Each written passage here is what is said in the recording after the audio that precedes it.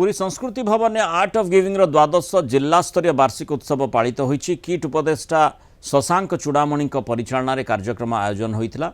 कथाकार बद्री मिश्र, पूर्वतन सांसद प्रसन्न पाटसाणी प्रमुख एथिरे जोग देथिले। डॉक्टर अच्युत सामंत द्वारा आरंभ होइतिबा एही कार्यक्रम को उच्च प्रशंसा करथिले अतिथि।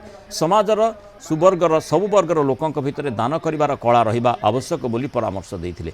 आर्ट ऑफ गिविंग चलित वर्षर थीम संपर्क में छात्र छात्री को अतिथि माने बुझेइथिले। ए अवसर किट ओ किस प्रतिष्ठाता डॉक्टर अच्युत सामंत द्वारा लिखित आर्ट ऑफ गिविंग पुस्तिका उन्मोचित होइथिला।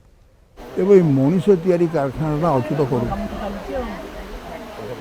एवं आदिवासी गिरिजन आदिवासी गरीब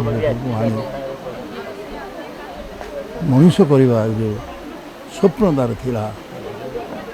जदि आप किड्स भीतर को जीवे किम्स पाखक जीवे मार स्टैच्यू ठिया कर दी।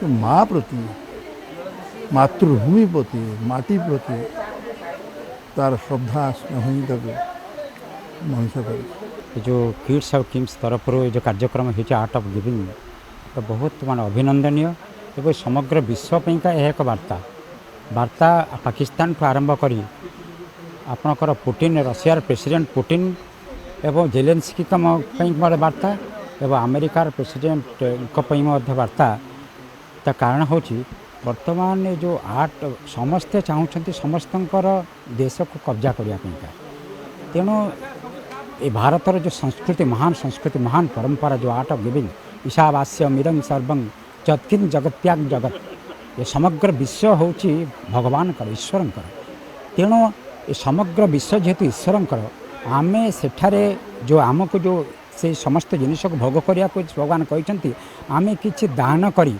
किछि त्याग करी आको भोग करवा।